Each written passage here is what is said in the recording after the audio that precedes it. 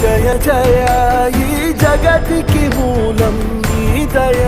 నీ దర్శనముంది వెలిగిన జ్యోతి మనసున చిన్మయ పరమాణువు రూపం విశ్వాకారం